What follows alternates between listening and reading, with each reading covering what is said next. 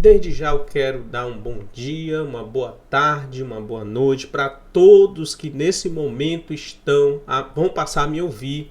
Eu me chamo Geilson Francis, sou presbítero da Igreja Assembleia de Deus Vinde e nesse momento nós vamos iniciar a nossa aula de Escola Bíblica Dominical, mais precisamente a lição de número 9, a sutileza do movimento dos desigrejados. Nós estamos no terceiro trimestre, da revista da CPAD. E tem como tema do trimestre os ataques contra a Igreja de Cristo. Espero que você possa estar conosco, continuar conosco até o final deste vídeo e você vai ser com certeza muitíssimo abençoado. Desde já peço que você possa dar o like, que você possa compartilhar, que você possa se inscrever no canal, dá essa moralzinha, se inscreve no canal, não custa nada, é só ir aí no botãozinho vermelho que está aí logo abaixo e se inscreve no canal. E nós vamos aí, ter muitas aulas aí daqui para frente, Foi essa proposta que Deus colocou no meu coração desde muito sempre.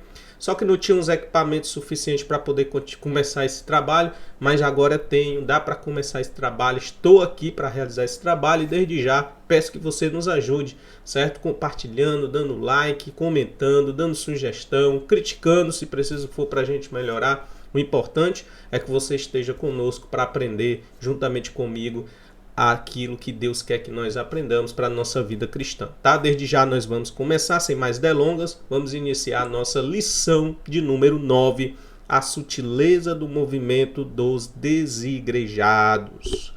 Então tá aí, a nossa revista, da Escola Bíblica Dominical. Essa revista que está datada nessa aula para poder ser passada no dia 28 de agosto de 2022.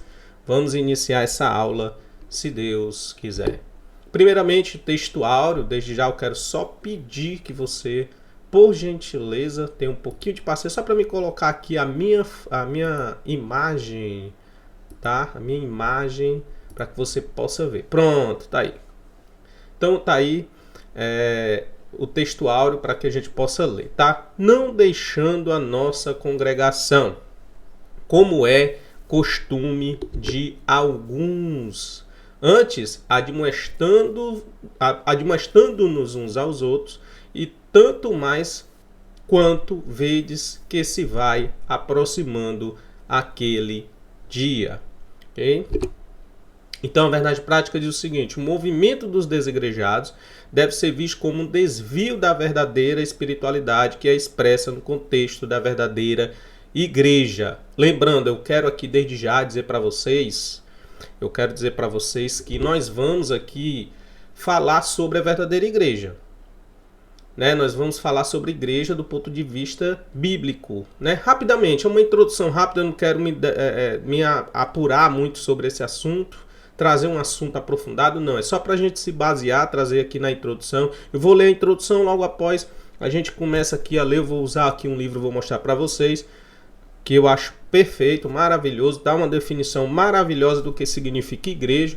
Então é importante que a gente venha pontuar primeiramente isso, e aí depois a gente continua, certo, a nossa aula. Mas vamos para a nossa introdução, e depois a gente vai ver o que é que significa igreja, o que é a igreja, tá bom?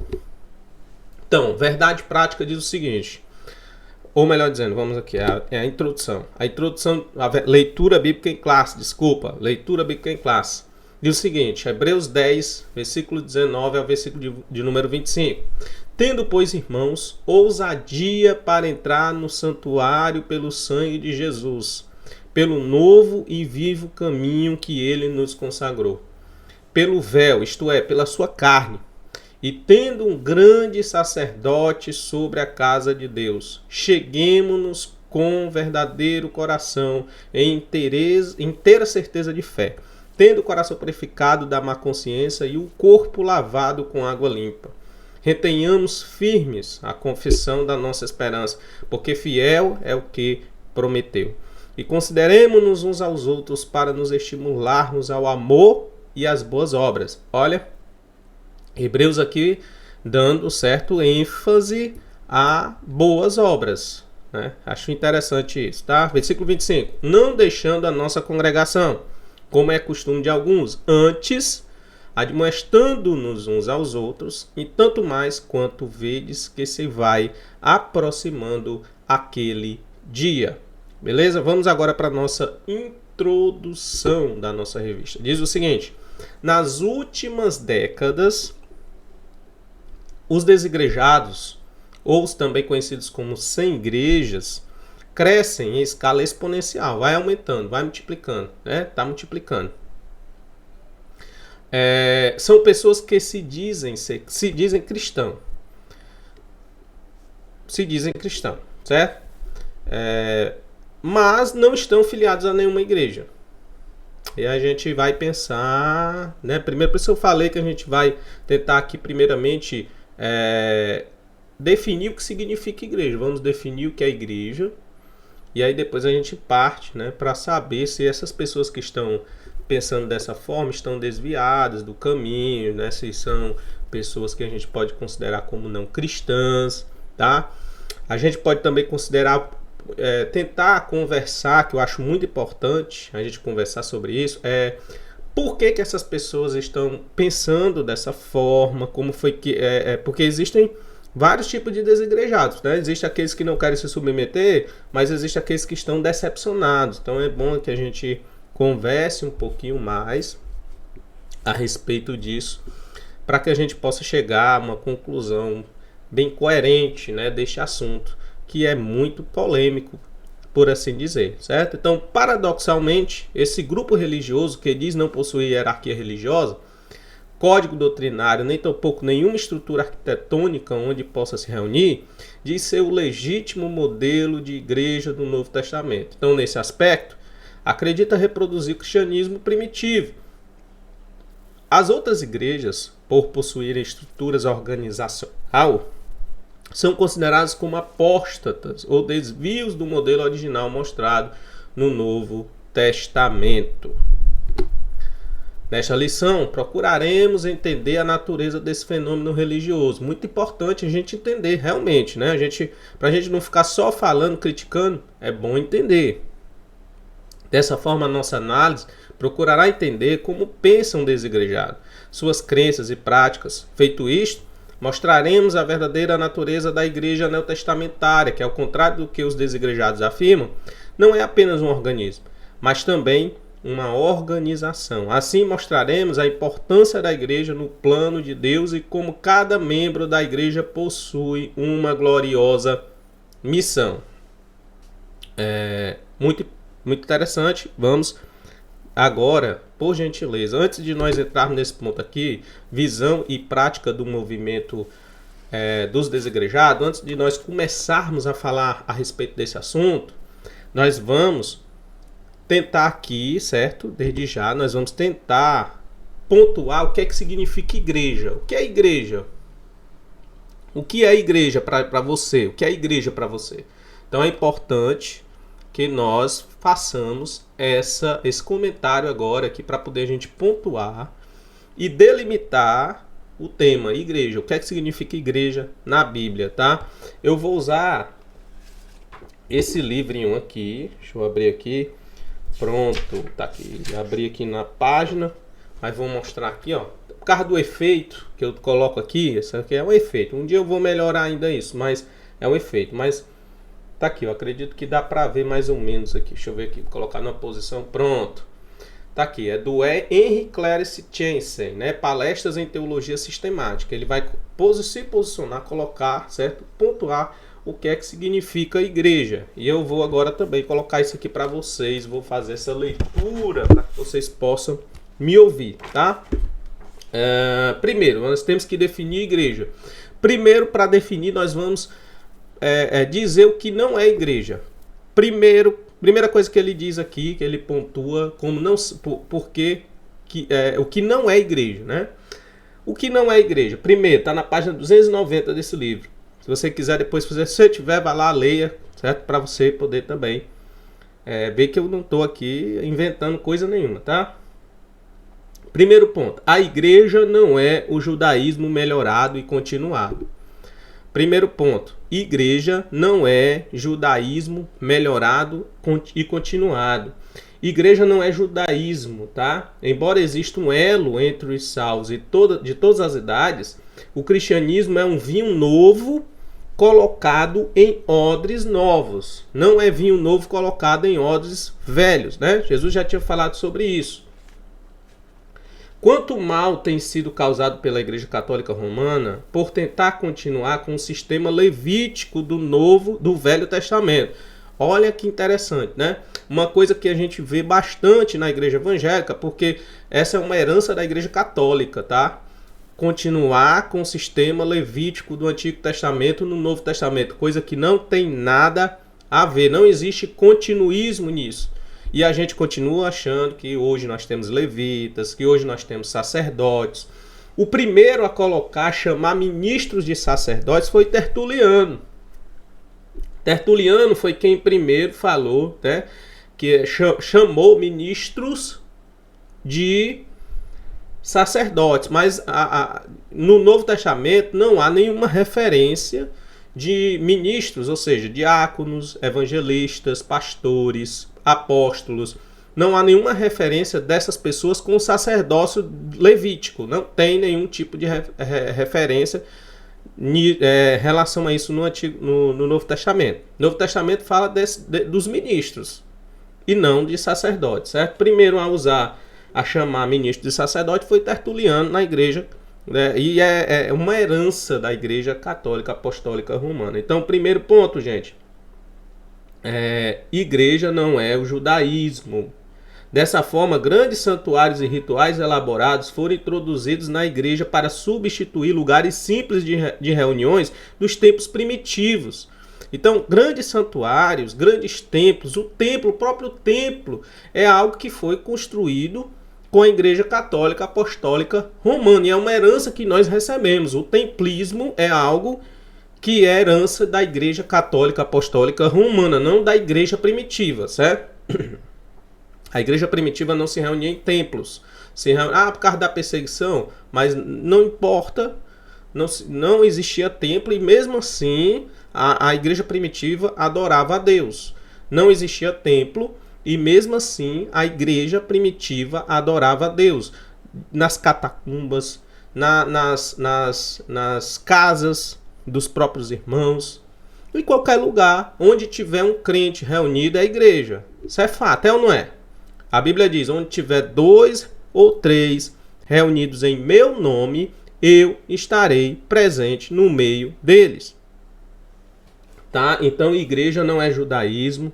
Esse negócio de santuário, de templo, de grandes templos, foi uma herança trazida da Igreja Católica Apostólica Romana. Não estou criticando, tá? Não estou criticando a questão do templo. Estou falando que o templo foi introduzido na igreja cristã pela igreja católica e nós evangélicos, nós pegamos essa herança e introduzimos também na nossa forma de praticar adoração, né? A nossa forma de praticar adoração. Em segundo lugar, igreja não é reino. Igreja não é reino de Deus. Essa confusão é muito grande. E eu vejo muita gente, até pastores, líderes, fazendo essa relação de reino de Deus com a igreja. Existe uma diferença sutil. Se você for fazer leitura, você vai encontrar pelo menos 33 vezes a palavra reino de Deus. E outras tantas, reino dos céus. Né? Então nós vemos aqui, se você for fazer a leitura de cada contexto que vai aparecendo essas palavras, você vai encontrar diferenças de reino de Deus e reino dos céus. Né? Então o reino de Deus, né, pode se referir apenas aos salvos de todas as eras. Em algumas passagens, reino de Deus vai se referir a salvos de todas as eras.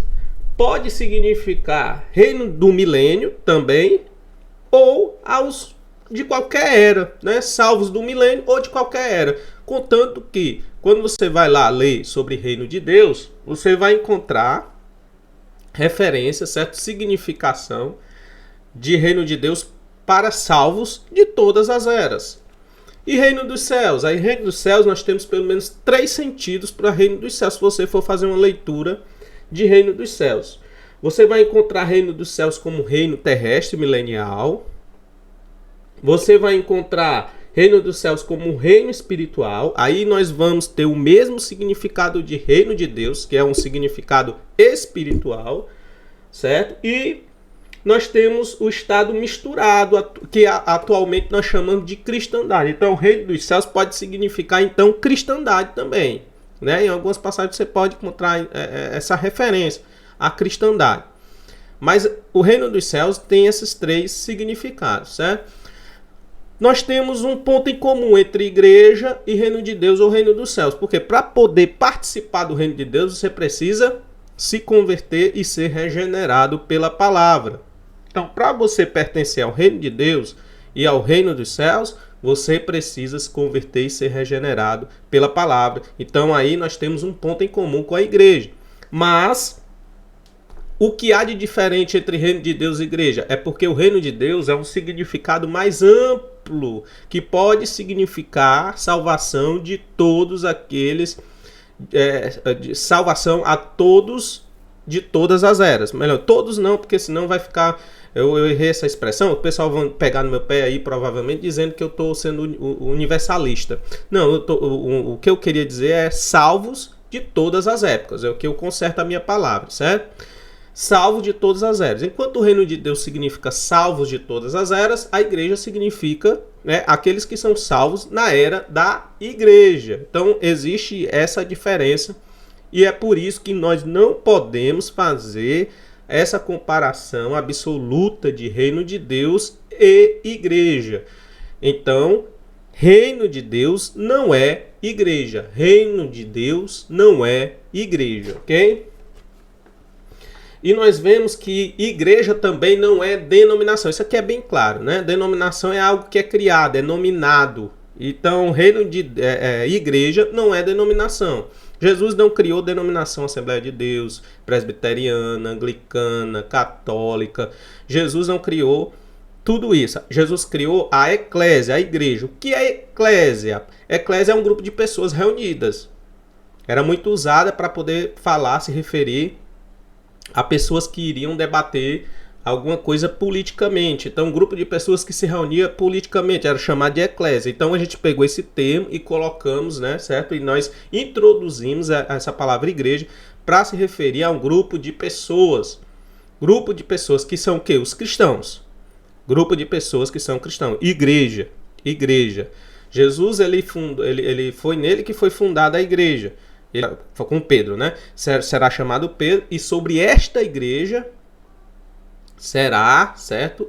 E sobre esta pedra será edificada a minha igreja. E as portas do inferno não prevalecerão contra ela. Jesus falou isso sobre a igreja. Então nós podemos dizer sim, o fundador da igreja, o fundador e o alicerce da igreja é Jesus, tá? Mas igreja é um grupo de pessoas, que não é denominação, certo? Então, para a gente poder repetir novamente, eu espero que tenha sido claro aqui para vocês, tá? Igreja não é judaísmo, e a gente vê a igreja totalmente judaizada.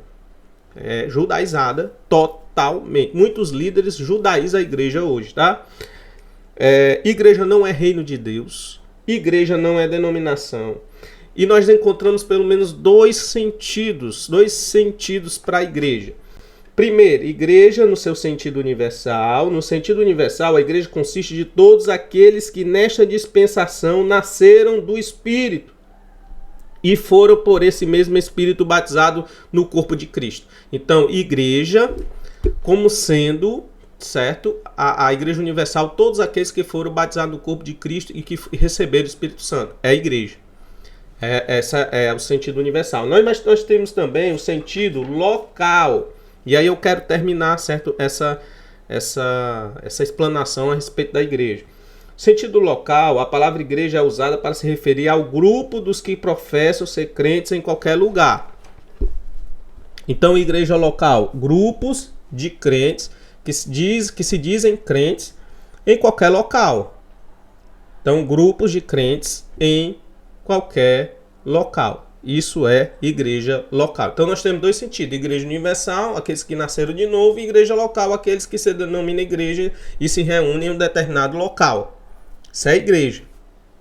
Esse local precisa ser uma estrutura? Não. Esse local precisa ser um templo? Não. Esse local precisa ser uma casa? Não. Esse local precisa ser um local. Então não precisa, certo? Precisa apenas ter um grupo de pessoas que se dizem crentes que vão se reunir ali para poder adorar a Jesus. Isso é igreja. No sentido, localmente, isso significa igreja. Mas nós vamos debater aqui algumas outras questões e vai ser importante também para a gente desenvolver o nosso debate a respeito dos desigrejados, tá? Mas antes nós vamos continuar aqui, nós vamos ver aqui a visão e prática do movimento dos desigrejados. Visão e prática dos movimentos dos desigrejados. Vamos lá. O ensino anti-institucional. Os desigrejados são contra toda forma de organização e institucionalização da igreja. Alegam que na igreja primitiva não havia instituição alguma. Dizem que a instituição da igreja só começou quando Constantino, o imperador romano, assumiu as rédeas da igreja e a converteu numa organização. Assim a igreja passou a ter um clero, um código doutrinário e um credo que passou a regulamentá-la. Para eles, nada de regras, sermões e muito menos organização institucional. Da mesma forma, alegam que toda forma de estrutura arquitetônica, como templos, são inovações desse cristianismo apóstata. Na visão dos desigrejados, a igreja não necessita de estrutura formal alguma. Então, gente, nós vemos aqui alguns pontos, algumas coisas aqui que nós já podemos identificar a respeito dos desigrejados, tá? Eles dizem que a institucionalização começou com Constantino. Vocês concordam com isso? A institucionalização começou com Constantino. Havia uma institucionalização antes? Que tipo de institucionalização é essa que eles estão tratando? Existe, no meu ponto de vista, a institucionalização no sentido de igreja junto com o Estado começou com Constantino, realmente, né? E com a Igreja Católica Apostólica Romana, né? E não começou então a igreja a se unir com o Estado. Até então não existia essa união, a igreja ela cresceu muito bem, obrigado, sem a necessidade de Estado. Então a institucionalização nesse sentido, realmente, começou com Constantino e com a oficialização da Igreja Católica Apostólica Romana, né, e do cristianismo como a religião oficial do Império Romano. Começou ali, beleza? O imperador romano assumiu as rédeas da igreja e converteu numa organização. A organização na igreja datou de Constantino? Não. Não, nós já vemos uma organização na igreja, mesmo antes de Constantino ter oficializado o cristianismo como a religião oficial do Império Romano. Nós vemos o apóstolo Paulo e os demais discípulos e apóstolos institucionalizando, organizando aos poucos à medida que a igreja ia crescendo. Isso é normal. À medida que a igreja vai crescendo, mais organização foi necessário ter. Então começou a surgir necessidade de mais obreiros, e aí foi criado, foi organizado os diáconos, os presbíteros, os pastores, os apóstolos, os evangelistas, os mestres, né? Então todos esses ministros haviam na igreja primitiva e exerciam cargos de autoridade e de liderança à época. Então a institucionalização ela é mais tardia, ao meu ver. A institucionalização é mais tardia. Nós vamos ver que o comentarista ele diz que não existe organização sem institucionalização. Mas eu não vejo por aí. Eu vejo que a institucionalização ela aconteceu tardiamente, ou seja, com Constantino, e a organização da igreja aconteceu antes, né, com os apóstolos, durante o crescimento da igreja. Foi necessário haver uma organização. Não existe crescimento de um grupo de pessoas sem organização. Quando Moisés estava à frente do povo e ele foi pedir a opinião do seu sogro, o que foi que o seu sogro disse? O seu sogro disse que ele deveria colocar pessoas sábias para estar à frente do povo. Por quê? Porque requer organização. ele estava carregando sozinho o fardo todo, o fardo pesado todo, ele estava sozinho carregando tudo aquilo. Foi necessário organizar, redistribuir lideranças ali para poder organizar e conseguir administrar melhor o povo.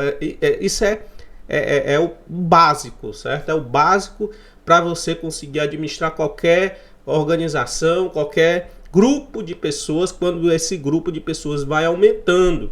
É normal. Então, organização aconteceu antes, institucionalização aconteceu depois. Eu faço essa separação, mas nós vamos ver que o comentarista ele vai dizer que não existe organização sem um mínimo de institucionalização. Mas isso mais adiante, tá? No mais, esse ponto aqui é para mostrar para vocês que os desigrejados eles são anti-institucionais, eles não obedecem regras, nada de regra, nada de sermão, nada de organização. Da mesma forma, alegam que a forma arquitetônica não é necessário, né? Templos não são necessários.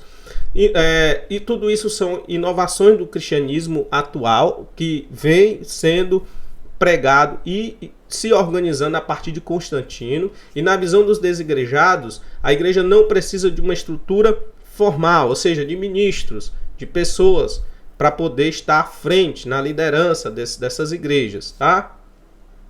Então, basicamente, é isso que nós vemos nesse ponto aqui. E nós vamos agora passar para frente. Vamos lá.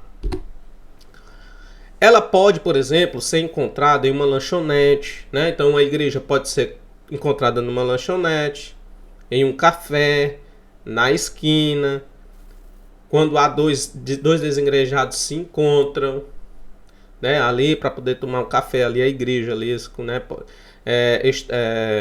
Então não precisa de uma arquitetura, de uma estrutura física arquitetônica. Né, estavam debaixo de perseguição, nós temos que entender, aí o comentarista ele coloca, houve um contexto para que eles tivessem que não estar dentro de templos, porque estavam em perseguição. É como se ele quisesse dizer assim, olha, se não houvesse a perseguição, eles iam para dentro dos templos. E isso eu não concordo, né? A gente não pode fazer teologia em cima daquilo que não foi dito na Bíblia. E a Bíblia diz que eles não se reuniam em templos e que templo só foi surgir posteriormente. Eles se reuniam em casa e adoravam a Deus da mesma forma. Tá bom? Beleza? Então bola para frente. Contudo, não há nada na Bíblia que deponha contra o uso do templo. Verdade. Templo é errado? Não é errado. Se congregar, estar dentro de um templo, não é errado. Estar fora de um templo, adorando a Deus, em casa, na rua, sei lá, no penhasco, em cima do monte, é errado? Não, porque templo não é igreja. Assim como denominação não é igreja. Assim como judaísmo não é igreja. Tá? Assim como o reino não é igreja. Igreja é um grupo de pessoas que se reúnem em nome de Jesus. E pode ser, essa reunião pode ser em qualquer lugar. Jesus diz, onde é que nós devemos adorar? A mulher samaritana pergunta. E Jesus ele responde, nem aqui nem acolá. Mas os verdadeiros adoradores adorarão o Pai em espírito e em verdade. Ponto. Né? Não existe um local físico. Contudo, nada na Bíblia desabona. É óbvio que os cristãos se reúnem em templos. Não é pecado. Eu me converti num templo. Tem gente que se converteu na rua, num culto de rua, né? E aí tem gente que se converteu num culto de rua. E aí vieram para a igreja. Vieram para a igreja depois. Mas converteram na rua. Eu me converti dentro do templo. E aí não importa onde você se converte. Tem gente que se converte na frente de um computador ouvindo uma palavra. Tem gente que se converte dentro do metrô, dentro do ônibus. Tem gente que se converte ouvindo uma pregação em casa. Tem gente que se converte todo canto. Então, não existe um local físico para manifestação de Deus e nem para adorar a Deus. Fato é esse, tá? Ponto 2. O ensino anticlerical. Se por um lado os desigrejados são contra toda forma de institucionalização da igreja, por outro lado, né, são contra também todo e qualquer sistema de governo na igreja. Isso significa que os sem igreja são contra, por exemplo, presbíteros, diáconos, bispos, pastores. Acredito que na igreja primitiva não havia organização nenhuma e muito menos qualquer estrutura clerical. Na verdade, os desigrejados não gostam de estar debaixo da liderança alguma. Da mesma forma que são contra o institucionalismo e toda forma de estrutura arquitetônica para a igreja. Não aceitam que alguém esteja na posição de autoridade sobre eles. Acreditam que, agindo assim, estão vivendo de acordo com o modelo da igreja primitiva. Então, mais uma vez, aqui a gente já debateu, já falamos sobre esse assunto. E é importante a gente frisar novamente, né? Para a gente poder fixar. Os desigrejados são contra qualquer sistema clerical. Ou seja, presbíteros, diáconos, bispos, evangelistas, pastores, apóstolos. E aí você vê que não tem a corroboração da Bíblia nesse sentido, porque a organização ela é bem anterior. A organização surgiu da necessidade e do crescimento do grupo de pessoas. Então o grupo de pessoas vai aumentando também a necessidade de organizar melhor esse grupo de pessoas. Então a organização é anterior, tá? Mas eles não gostam de organização. Acredito que a igreja primitiva não havia organização nenhuma. E havia organização. Não era algo desorganizado, né? Havia lideranças que decidiam, com certeza. Decidiam a doutrina, decidiam o que é que ia ser pregado. E aí eu queria até mostrar para vocês, depois, né? Mais na frente eu mostro para vocês o capítulo de número 15 do livro de Atos dos Apóstolos, que é um exemplo muito interessante de uma reunião de ministros que vão decidir o futuro dos gentios. E aí vocês vão entender o que é que eu estou querendo dizer, tá? Mas no mais é isso, eles não acreditam na institucionalização, eles não acreditam no templo, que essa é uma questão que hoje já está bastante debatido. Acredito que não existe mais nenhuma dúvida em relação a isso, né? Ou seja, o templo não é algo necessário. O templo não é algo necessário. O templo ele é algo que serve para adorar a Deus, mas não significa dizer que aqueles que estão adorando a Deus em casa não estão adorando a Deus. Estão adorando a Deus também da mesma forma. É da mesma forma, certo? Eu acredito que esse debate, principalmente a partir do momento que surgiram as células. Vocês lembram quando as células surgiram? Que o pessoal começaram a sentar o cacete em cima, os teólogos, os líderes religiosos. Por quê? Porque estavam afetando o templo. O templo é um local também muito legal de se manter a autoridade e poder que muita gente tem e que não quer perder. Não significa, a liderança ela requer autoridade, mas muita gente gosta tanto dessa autoridade, desse poder que a liderança ela lhe dá, que eles começaram, essas pessoas, tem muitas pessoas que começam a se tornar arbitrárias, né? Começam a se tornar arbitrárias e acho que é dono da igreja. Aí meteram o pau no pessoal da célula. Aí depois aceitaram a célula. Viram que não eram bem assim e tal. Não, vamos aceitar a célula e tal. E começaram a se unir novamente com essas pessoas que começaram no tempo pregar sobre célula. Você vê, a igreja ela é contraditória. Aí depois, agora existem pessoas que não, agora nós vamos levar a célula até as últimas consequências. Porque existem aquelas pessoas que começaram com células, mas tinha a igreja ainda para ir no domingo. Ainda tem uma estrutura lá para poder no domingo se reunir e na semana se reunir nas células. Mas agora existe grupo de pessoas que estão dizendo não precisa de templo nenhum, nem no domingo. Nós vamos se reunir em qualquer lugar. Na casa do irmão ali, depois nós vamos para a casa do outro irmão acolá. Tá errado? Não, tá certo também.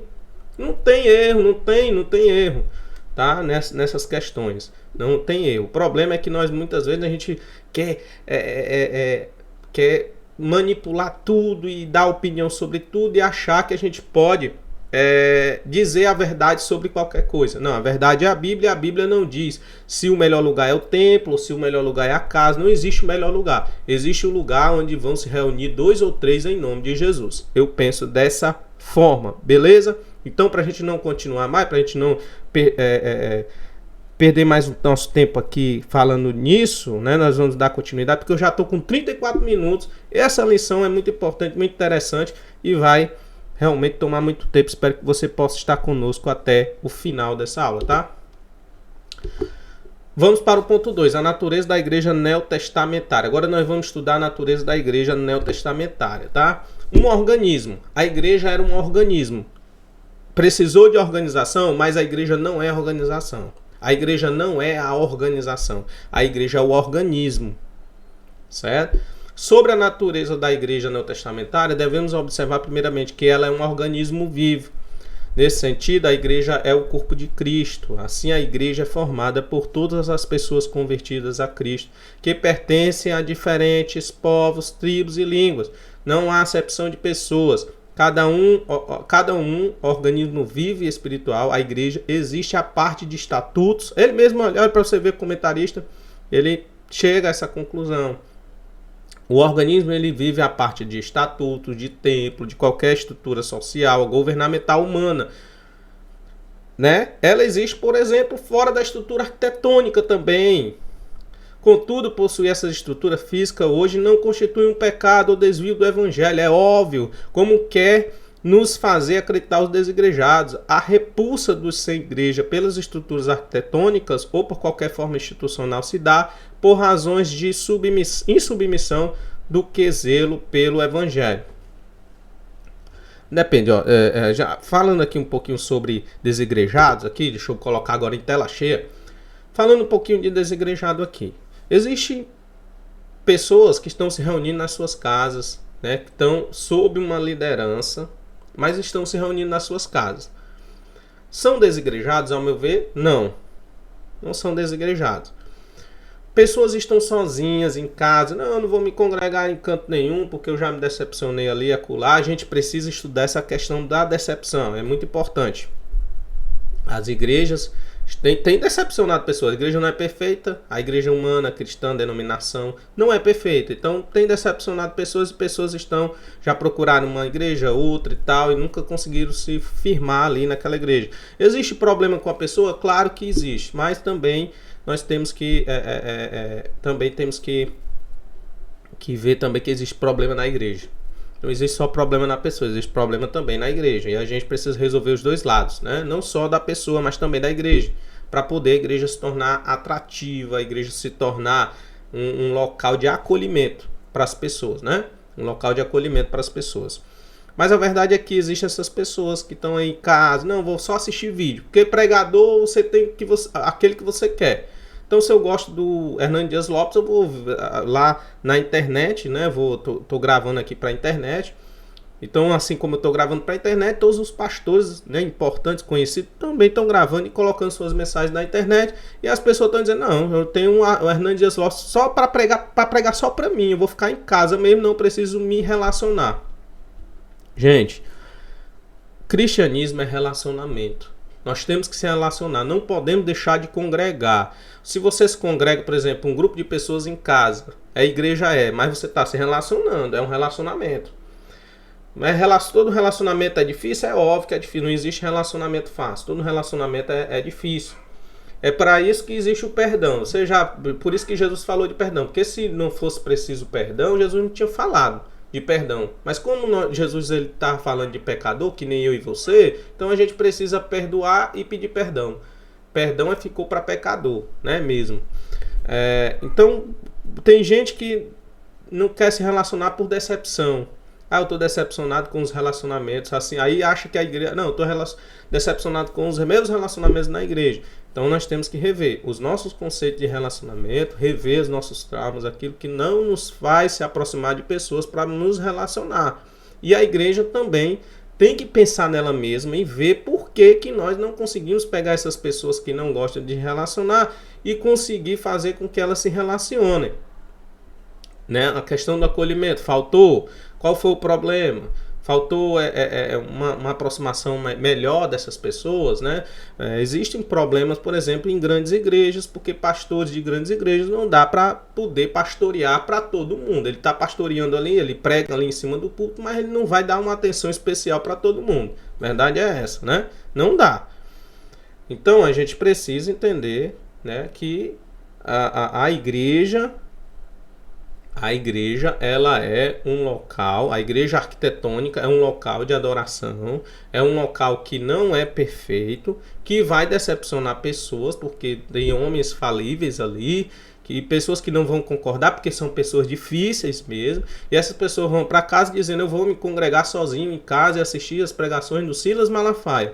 Gente, essa pessoa está errada, é óbvio, não está se relacionando com ninguém, não está participando de igrejas, e nem de igreja, né? Ela acha que não, eu sou igreja, eu posso me sustentar por mim mesmo, que eu sou igreja. Não, tem que se relacionar, você tem que fazer parte de grupos, e estar junto de grupos, se relacionar com pessoas tanto fora como dentro, de pessoas que comungam da mesma fé, é necessário, que vão te ajudar, que vão te ensinar, que vão te dar uma palavra, que vão te fortalecer, te ajudar na fé, entendeu?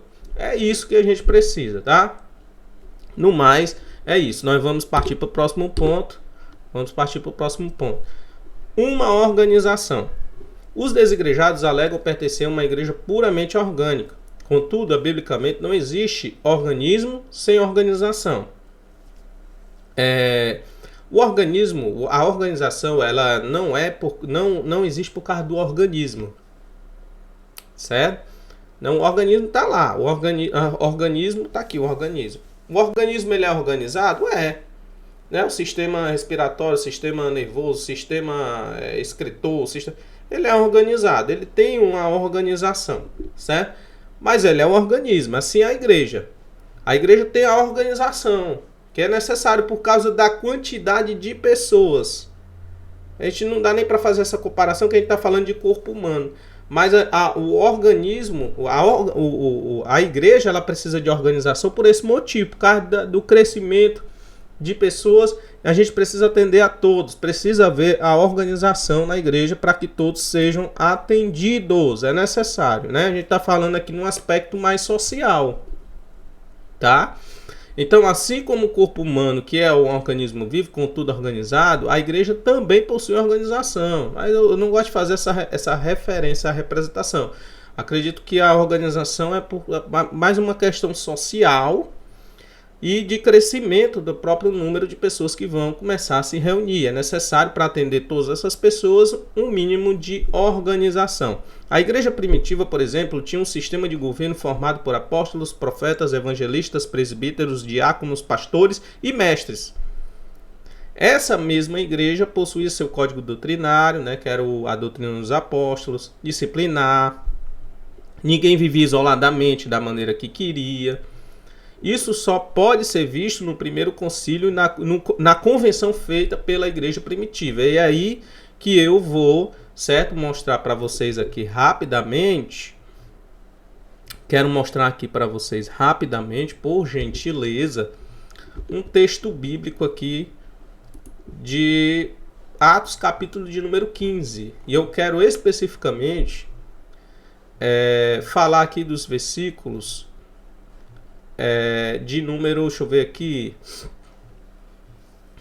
a partir do versículo 18 aqui, deixa eu olhar, pronto, a partir do versículo 18, então Atos 15, a partir do versículo 18 diz assim: conhecidas são a Deus desde o princípio do mundo todas as suas obras, por isso julgo que não se deve perturbar aqueles dentre os gentios que se convertem a Deus.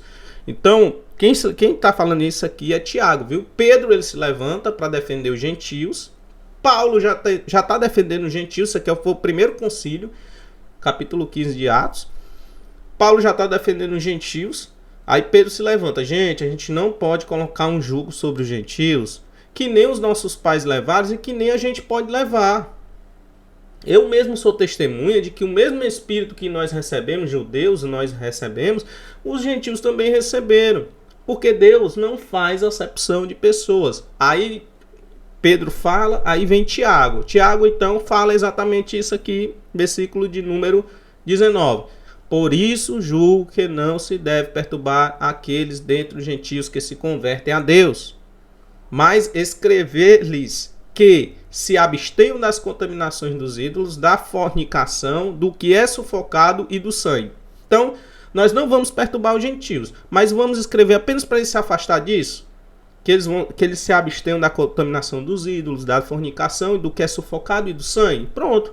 Então, o que é que nós podemos ver aqui? Então, que houve uma organização, que houve uma ordenança, né? Vamos escrever para os gentios, para que eles possam, né, não se envolver com essas coisas, tá? Então nós podemos ver isso, que aconteceu isso, tá? Então houve organização, houve uma junção de liderança e houve uma decisão de uma deliberação dessa liderança, certo? Então a igreja primitiva havia isso. Se os desigrejados falam isso, eles estão redondamente errados quanto a isso, tá? Quanto a isso, eles estão totalmente errados. Então vamos para frente, vamos bola para frente, tá?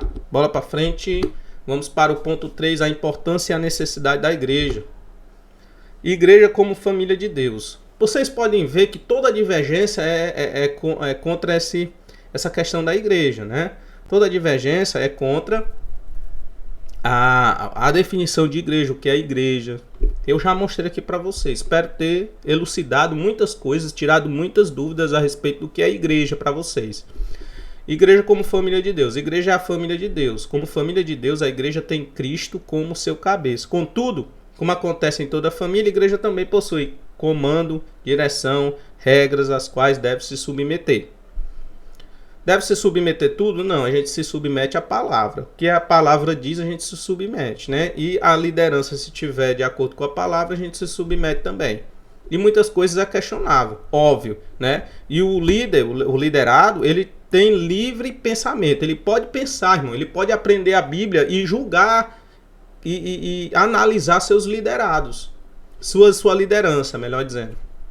Ele pode analisar e ver se estão certos, se estão errados, né? Eu acho muito interessante a forma de governo da Igreja Batista, que é o congregacional, né? A Igreja Assembleia de Deus, que é a qual eu pertenço, é episcopal, né? Então a liderança diz, todo mundo obedece. Na igreja congregacional, não. Quem decide são os membros, são as pessoas. É a igreja e não o pastor.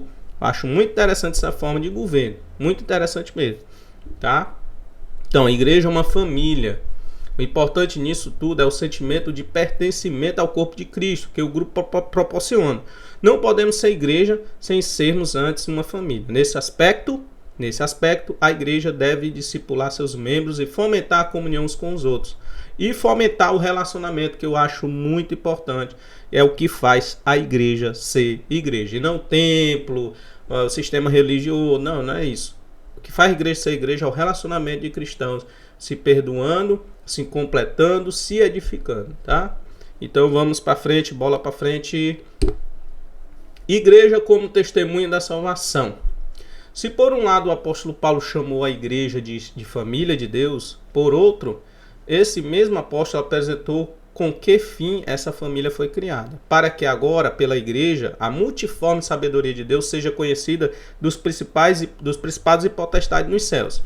Deus criou a igreja com o propósito de ser uma família, cuja missão é proclamar a sua abundante graça.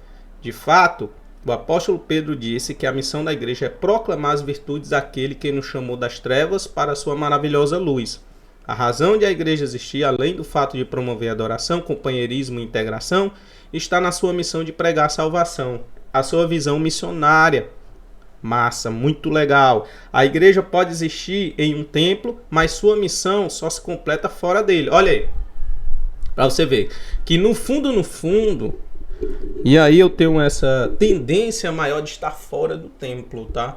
Porque é a única forma que a gente tem, porque assim como a igreja ela é relacionamento entre irmãos, a salvação, a pregação do evangelho é o relacionamento com o pecador.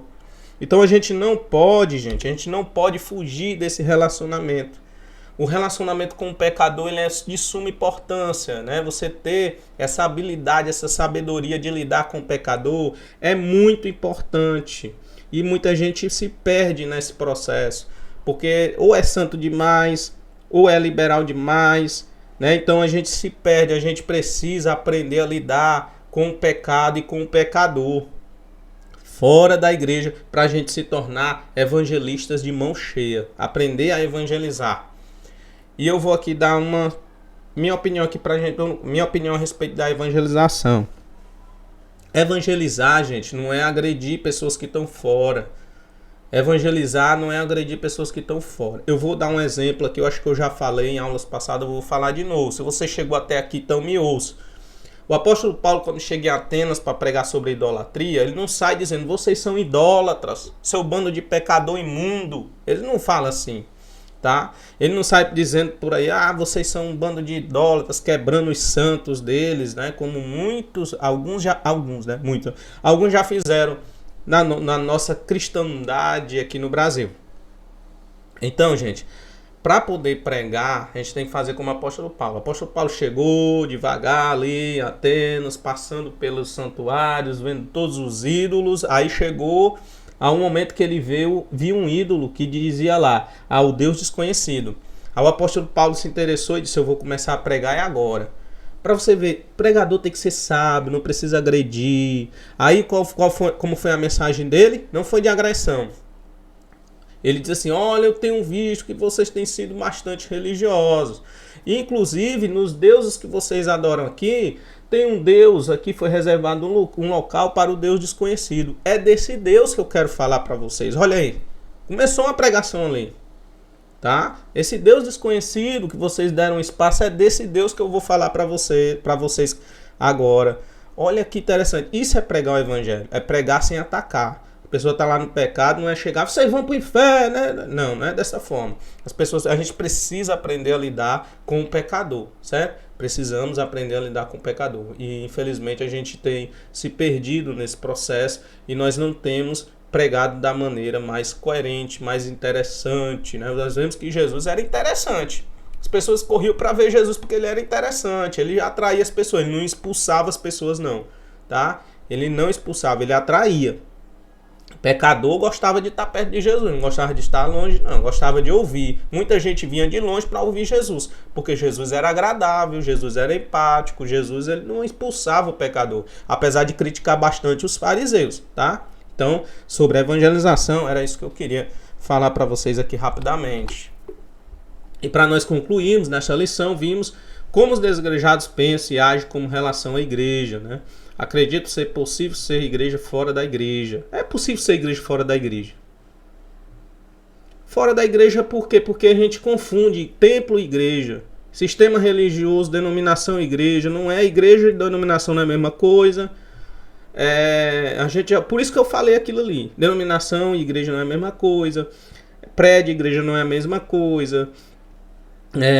Que mais? Judaísmo e igreja não é a mesma coisa. Reino e igreja não é a mesma coisa. Reino de Deus e igreja não é a mesma coisa. Tá? Foi por isso que eu peguei esse livrinho aqui para falar para vocês. A partir da página, deixa eu ver aqui, página 90. A partir da página 90, ler esse livro aqui, você vai entender, tá? Palestras em Teologia Sistemática do Henry Clarence Jensen.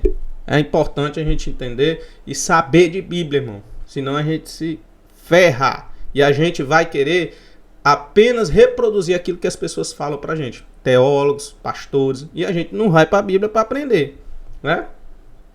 Acredito ser possível ser igreja fora da igreja. Vimos que alguns equívocos contribuem para isso.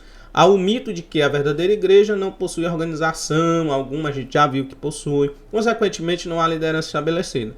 De acordo com o Novo Testamento, sim, a igreja possui liderança estabelecida e conta com uma estrutura organizacional estabelecida. O objetivo não é honrar e glorificar homens, embora hoje nosso sistema religioso glorifique muito a homens mais do que a Deus. O objetivo não é honrar e glorificar homens, mas exaltar o Senhor Jesus e cumprir a missão para o qual Ele nos chamou. Gente, desde já eu quero aqui agradecer, dar o meu muito obrigado para vocês, tá? Até a próxima aula. Quero pedir que vocês se inscrevam no canal, que vocês nos ajudem nesse processo, tá? De reconhecimento, porque a gente não é conhecido, né? Muita gente, exatamente por não ser conhecido, não quer dar valor. Mas eu acredito que o conteúdo aqui é de primeira. Então, meu irmão, se inscreve, dá o like, compartilha esse vídeo e faz esse canal crescer para que a gente possa também alcançar o maior número de pessoas possível, tá? Que Deus abençoe sua vida, um beijo no coração e até a próxima aula, se Deus quiser.